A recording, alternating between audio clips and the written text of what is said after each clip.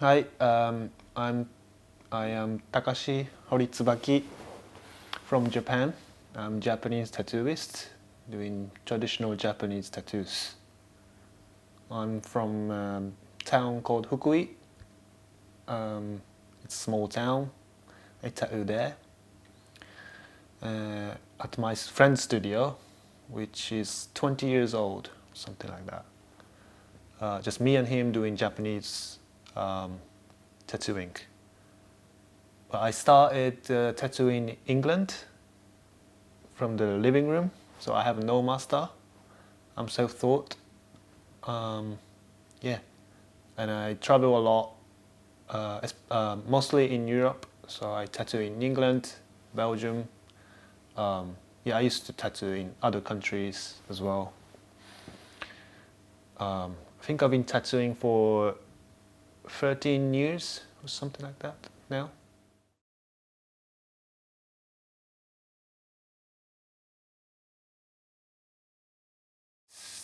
I wanted to become tattooist when I was really young, and I liked tattoos in general. And then when I was in England, I really got into Japanese tattoos. Like living abroad and looking back to your own culture. And then I started looking through it, and I really got into it. And yeah, I found it really interesting, the history and imagery, the subjects. So I decided to do like traditional way, also using traditional hand tattooing called tebori. So I use that, and I also use a machine. They have their own.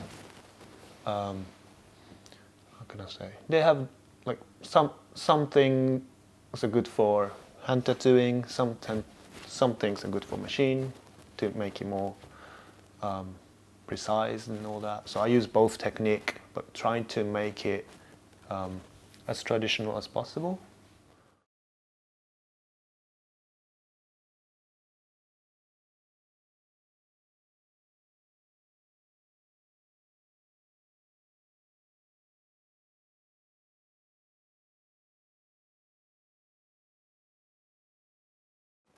Back in the day, I started tattooing in England, something like 12, 13 years ago. Back then, you couldn't get a machine, tattoo machine, if you're not tattooist.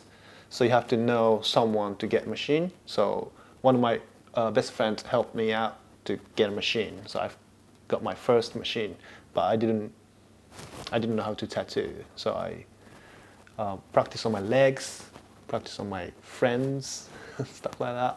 I mean, there are so many people that wanted to help me out start in tattooing, so I was quite lucky. And then, yeah, I started messing around in the living room, and then I went back to Japan. I kept going the same way, but I visited all the master in Yokohama, asking for apprenticeship. He's like a legendary, very famous, world well-known tattooist, and I asked for. He's been always my hero, and then I asked for apprenticeship, but he was like, I'm not taking apprentice anymore, and he suggests me to just keep doing what I was doing, just learning by myself. Because there's so many information out there already on internet or whatever. And then he encouraged me to keep going, like self-taught artist. So, and then yeah, I just worked hard, drawing, studying, and then eventually met people who has studio, and then they invited me to work with them, and then I left there and then went back to England, start working at that best friend's studio that helped me out in the beginning, because he's also into Japanese tattooing. And then yeah, I got to tattoo more and more, and then it just developed. bit by bit.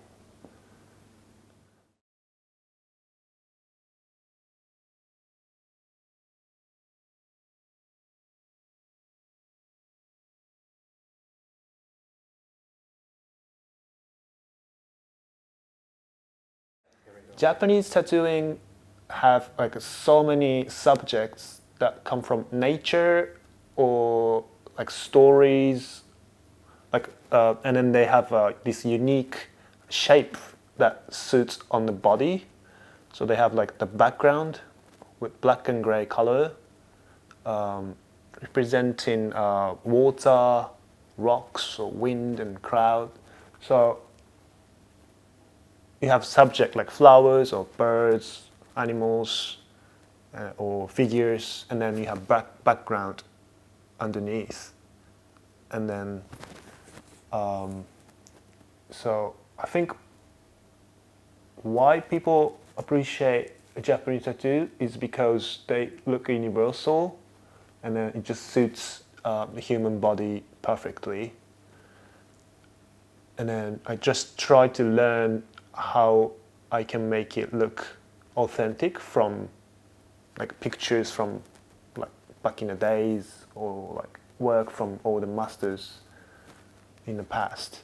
So I'm not trying to make my own style, I'm just trying to make tattoos look real, like authentic. And I've only been tattooing for 10 years or 10, 12 years or something, so I'm still in the path to make it right. So I like doing animals and flowers and figures as well. So I don't know. People appreciate my drawings and tattoos, so that's why they come to me, get tattooed. But I'm still learning.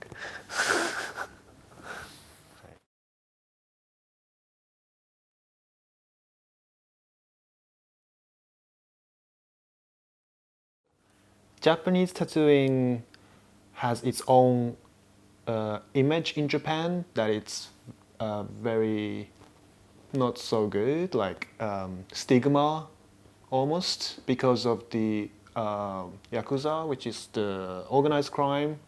So it used to be for like working class people back in Edo period, like firemen or carpenters, or and then it became illegal after the Edo period, so it has to go underground. So all these organized crime people carried on the tradition, and then back in 70s they made lots of films about them, and then the Yakuza guy wearing tattoos, and so the image of Japanese tattooing got really become like for bad people, and they represent gangsters or whatever. So it didn't used to be for ordinary people. Now it's becoming kind of back to like, not for everybody still, but you don't have to be Yakuza to get tattoo, right? And then I had one client that used to be Yakuza, but he didn't get tattoo while he was Yakuza. But he was really into the image of it. And then this legendary actor in that Yakuza films called Takakura Ken. He has a tattoo of Karajishi, the Chinese lion, with flowers, peony, and it's like it's like a symbol of Japanese tattoo as well. He was really into that tattoo, but he couldn't get tattoo for some reason, and he retired from organized crime. And then when he got 60 years old, he finally decided to get tattoo, and I got to tattoo him doing that Chinese lion and peony as a first tattoo for 60 years old guy. And that was very, I don't know, special, and I was honored to do that. Yeah, but most of my clients are like working class people, so yeah, it was a nice experience. Yeah.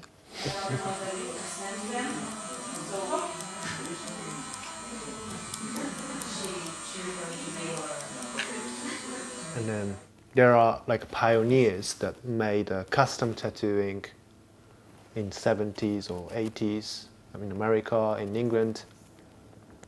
And then it got really diverse afterwards. So more people can enjoy it. More people can become tattooists and they can do their own things.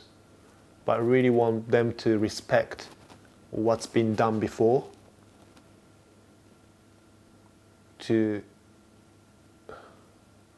Yeah. I like the old tattoo world, how the tattoos are made and what kind of people. Now it's very expanded, very diverse. A lot more people can enjoy it, and it's cool. That's how it became, and it's good for business. But I personally don't want to forget that part, and I want to keep making good stuff, not forgetting it, but respecting this bit as well. Thank you.